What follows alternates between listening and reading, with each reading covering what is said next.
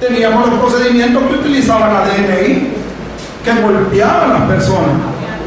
Hubieron casos, por ejemplo, hay un caso ahí en Tegucigalpa que agarraron a un hombre que supuestamente se había robado unas joyas, y como tenían un barril lleno de agua, y ahí lo torturaban. Entonces le introducían la cabeza al pobre hombre y le decían: ¿dónde están las joyas? Y el hombre, ya cuando estaba muriendo, lo volvían a sacar otra vez, le decían: ¿dónde están las joyas? Y el hombre no respondía y lo volvían a introducir al barril de agua. Y el hombre, medio muerto, decía: no, es que yo no sé, no, ¿dónde están las joyas? Y lo volvían. Y ya cuando estaba ahogando, lo volvían a sacar. Y por último dijo el hombre: mire, disculpe, meta la cabeza usted porque yo no las miro ahí. Así funcionaba la policía de investigación nuestra. Pero vámonos, eso era en 1980, 1990. Era más efectivo. Retrocedamos un poco más atrás, allá por la Edad Media. Allá por la Edad Media, cómo se manejaba la investigación y cómo llegar a un criminal. Si era cómo determinar si esa persona había cometido un delito, era fácil. Para ellos era mucho más fácil. Yo creo que el DIN se fue a preparar allá. Ponían una olla a hervir de agua caliente, pero que hervía el agua ahí en la plaza, y lo llevaban al pobre detenido y le decía: meta las manos ahí, si le salen ampollas, usted es el asesino. Se dio eso. Entonces luego tenían unas piletas, unas pilas que hervía de cocodrilos, y lo tiraban amarrado de pie y mano y le decían: si sale vivo al otro lado, usted es inocente. Ni uno ni quien iba a salir. Y por último, para determinar si la mujer era infiel o no era infiel, la llevaban a la plaza pública a hacer investigación y le daban a tomar un agua y decía: si muere es que era adúltero, pero si sobrevive es que en realidad no era adúltera. Ni una sobrevivió. ¿Y cómo iba a sobrevivir? Sí, parece mentira, pero esa toma que le daban contenía arsénico. Solo se la tomaba y no la moría nada. Entonces, sí era adúltera. Eso es parte de la investigación criminal. Miren todo lo que hemos tenido que pasar hasta llegar a nuestros días. Donde usted se encuentra con policías científicas, que da gusto. Pues me decían a mí que por qué andaba fallando la investigación criminal en Honduras, que el presidente de la República estaba bien preocupado. Gonzalo, ¿qué podemos hacer? Y le decía: bueno, es fácil, no es cosa del otro mundo, el recurso ahí está. Cuando estábamos en el Ministerio Público se enviaron investigadores a todas partes del mundo, parece mentira, a prepararse. Aquí está el abogado Roberto Mejía, que era director del fiscal, y no me deja mentir. Muchachos que nos mandamos a Colombia, Estados Unidos, Costa Rica, ahí están todavía muchos en la DIC, otros se retiraron, pero ahí está el recurso. Entonces le dije: es fácil, facilito mejorar la investigación criminal en este país. Solamente dote a la policía de un laboratorio. ¿Por qué? Porque la policía nuestra no tiene laboratorio. Entonces es un cuerpo que anda sin cabeza, ¿sí? Y lo peor de esto es que un año o 2 años después, en el debate, por experiencia, no voy a un debate, el Ministerio Público lleva una prueba de balística o un dictamen balístico y dice que ese es el arma asesina 2 años después, que ni le da chance a la defensa de poder cuestionarla. Y si la prueba sale negativa, entonces le esconde, no la presenta el fiscal. 2 años después, a los 2 años después nos vamos dando cuenta de que esa persona era inocente, que no tenía nada que ver. ¿Por qué? Porque la policía no tiene su propio laboratorio. Entonces hay que dotarla de un laboratorio, eso es todo. Si ustedes miran CSI, no estamos lejos.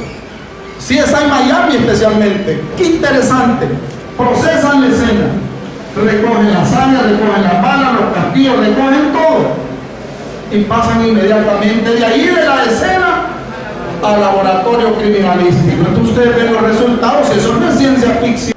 Ya tenían la famosa policía, se creó la Scotland Yard, famosísima en Inglaterra, que incluso dicen, yo leí, pero salvo mejor criterio, las personas que han leído mucho dicen que la Scotland Yard dio con Jack, el estilpador, dio con él, pero dicen que era el hijo de la reina, por eso nunca lo presentaron, nunca lo llevaron a juicio. pero sí la Scotland Yard dio con él. Ese era el asesino en serie. Okay. Luego,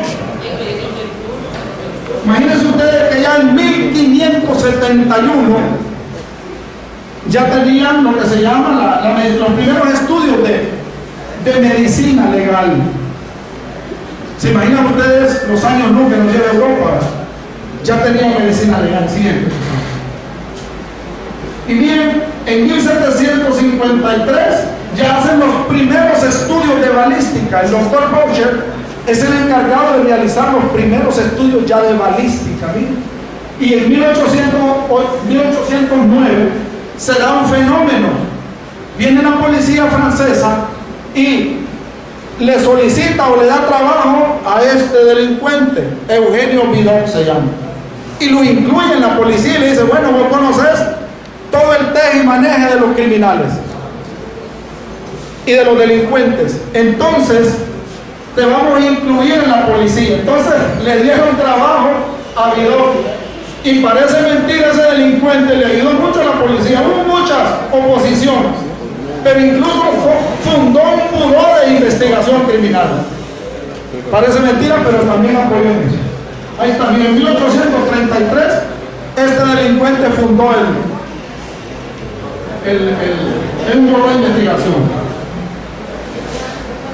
En 1835 le da muerte a una persona, y este señor Henry Godard fue a la escena del crimen. En la autopsia que le hicieron, le sacaron la bala. No tenía microscopios de comparación como los que tienen hoy los laboratorios, pero le hicieron un allanamiento a la casa de él y encontraron el molde donde él había hecho la bala, porque antes las balas las hacían en la casa. Cualquiera fabricaba una bala así como la china, ¿verdad? Entonces encontraron el molde en que él hacía la bala. Si por ese molde lo compararon con la bala que encontraron en el cuerpo de la víctima, y detuvieron a la persona y lo responsabilizaron de ese crimen. Imagínense ustedes, en 1835. Siguiente, por favor. En 1840, el italiano Orfila es el primerito que hace los estudios de toxicología, porque en esa época le daban muerte a las personas y no sabían cómo. Yo les he visto en las películas que utilizaban unos anillos y llevaban un veneno. Entonces estaban en la mesa almorzando, cenando, y de repente alguien le hacía el anillo así y le dejaba caer el polvito y morían. Entonces no sabían en aquel tiempo por qué morían de repente esas personas, hasta que este Orfila hace los primeros estudios de toxicología forense. A él se le debe esto de la toxicología forense. Y luego miren ustedes que la fotografía forense se convierte en un auxiliar importantísimo en la investigación criminal. La fotografía es básica. Por eso es que en un expediente que va a debate y que va a juicio, cuando dice el investigador, no tomé fotos porque la cámara no servía, porque la cámara estaba mala, no hice un plano, un croquis de la escena, dice, porque yo no soy dibujante. Los requisitos más importantes que es documentar la escena mediante fotografías y mediante planos, el investigador no la hace. Entonces, ¿se imaginan ustedes la cantidad de problemas? Porque si alguien se suicida y le dan hasta 4 o 5 metros, ¿qué significa eso? Posiblemente un familiar tocó el arma y la colocó allá. Cuando nosotros llegábamos a una escena de un suicidio con arma de fuego, reuníamos a la familia. Primero les expresábamos nuestras muestras de pesar y dolor por lo que había pasado. Pero perdónennos, esta es una investigación criminal y tenemos que investigarnos a todos los que están acá. Y empezábamos nosotros a tomarles pruebas de reacción atómica a todos los que estaban en la casa. Y luego preguntábamos, ¿alguien de ustedes, por qué es normal? Comprendemos, no nos vaya a negar porque después puede haber un problema. Mejor digan, ¿quién movió el cuerpo? ¿Lo movieron el cuerpo? Entonces eso es comprensible. Claro, un hermano, un hijo, una esposa, lo que sea, en un momento de emergencia, uno que va a estar pensando, lo agarra la pistola y la coloca en otro lado, el cadáver, y empieza a dar el primer auxilio. ¿Qué pasa? Modificó completamente la escena del crimen, y y eso trae complicaciones al investigador. Entonces nosotros preguntábamos, ¿alguien movió el cuerpo? ¿Alguien tocó esa arma?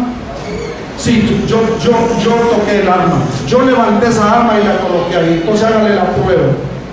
Cuando le hacíamos la prueba determinábamos que tenía residuos en la palma de su mano de lo que se llama plomo, antimonio y bario, que son los 3 elementos que contiene un proyectil. Entonces le salía positivo en la parte palmar, entonces estamos seguros que efectivamente esa persona tomó el arma y la colocó ahí.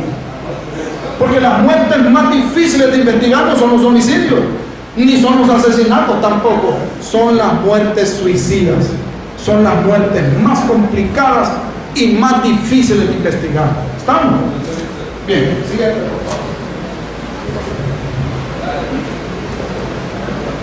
En 1882 este señor es el que crea ya, hace los primeros estudios de antropométrico, que es aquella famosa ficha decadactilar.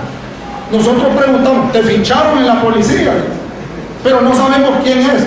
Este hombre es el que hace los primeros estudios del método antropométrico en 1888. Pero después viene otro hombre que se llama Juan Musetich, que es el que crea ya la ficha, lo que existe hoy que se llama la ficha decadactilar. Siguiente, por favor. Ese es el que crea ya en 1891 lo que hoy conocemos nosotros como la ficha decadactilar. Entonces, no podemos hablar de una criminalística actual si no vemos al pasado. Tenemos que conocer algunas cosas del pasado. Luego, el doctor en Derecho, miren, también los abogados siempre estamos involucrados ahí, es un abogado austriaco, es que quien crea el manual de criminalística, que se llamó también el manual del juez.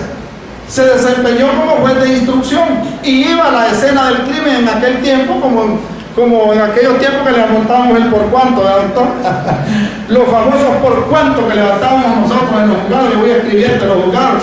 Entonces, este juez ya iba, en esa época, él ya iba en 1882, ya iba él a la escena del crimen. Y en 1990 nos vamos acercando ya. Perdón, en el año 1900 ya llega por primera vez la criminalística y llega a un país que no nos imaginamos, llegó a México. A México en 1900 llegó por primera vez ya lo que fue la criminalística. Pero esto de la criminalística y de la inspección ocular de la escena del crimen, esto no es algo nuevo. En el año 1100 antes de Jesucristo, fíjense bien, 1100 antes de Jesucristo, vinieron unos ladrones, unos delincuentes e ingresaron al cementerio de la ciudad de los muertos en Egipto. Ingresaron ahí y saquearon, se robaron las joyas y todo lo demás que enterraban a los faraones y a los demás. Entonces hubo un problema entre los reyes de Occidente con los de Oriente a raíz de ese problema. Entonces en aquel tiempo en Egipto nombraron una comisión para que investiguen, dice, quiénes fueron los que saquearon ahí. Y parece mentira, en ese año 1100 antes de Jesucristo, quienes participaron en esa investigación utilizaron lo que se llama la metodología.